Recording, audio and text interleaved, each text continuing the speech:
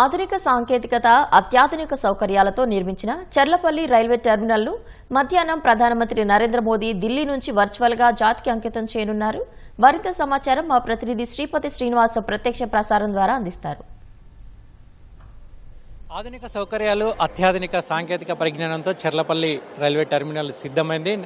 413 కోట్ల రూపాయలతో చర్లపల్లి టెర్మినల్ నిర్మాణాన్ని చేపట్టారు.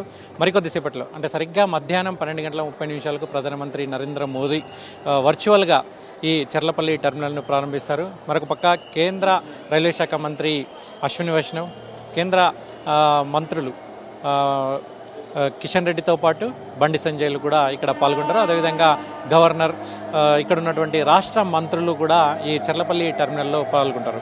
దీనికి సంబంధించినటువంటి చర్లపల్లి టెర్మినల్లో ఎటువంటి సౌకర్యాలు ఉన్నాయి, దానికి సంబంధించినటువంటి మరిన్ని వివరాలు అడగడం మనతో పాటు సిపిఆర్ఓ శ్రీధర్ సార్ ఉన్నారు. సార్, ఈ చర్లపల్లి టెర్మినల్లో ఎలాంటి ప్రత్యేకతలు ఉన్నాయి?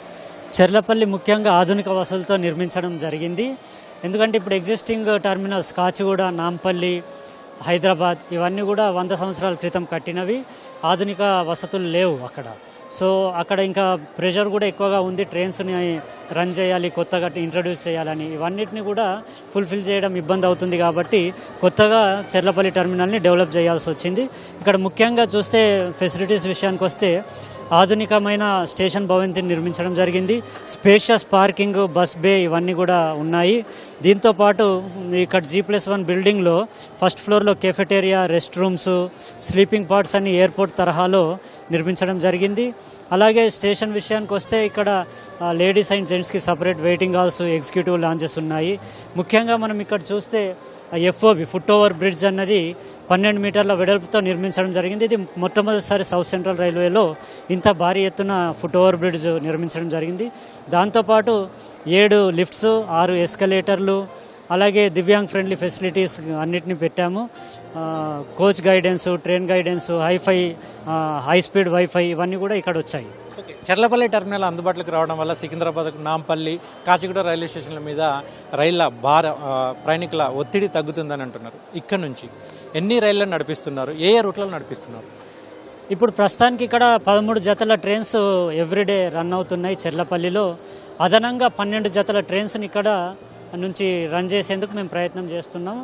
ముఖ్యంగా కొన్ని ముఖ్యమైన సికింద్రాబాద్ అలాంటి స్టేషన్ నుంచి డైవర్ట్ చేయడము, అలాగే కొత్త ట్రైన్స్ ఏవైనా కూడా ఇక్కడ నుంచి ఇంట్రడ్యూస్ చేయడానికి సులువుగా ఉంటుంది.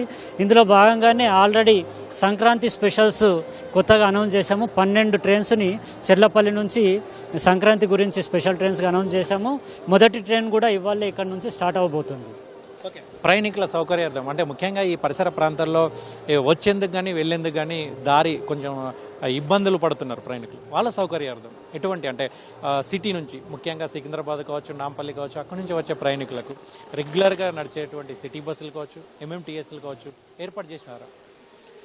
ముఖ్యంగా ఇప్పుడు చర్లపల్లి స్టేషన్ వచ్చేసి ఘట్కేసర్ వరకు MMTS ట్రైన్స్ రన్ అవుతూ ఉన్నాయి. MMTS ఫేజ్ 2లో ఎక్స్టెన్షన్ ఇచ్చారు. సో చర్లపల్లికి MMTS కనెక్టివిటీ ఉంది.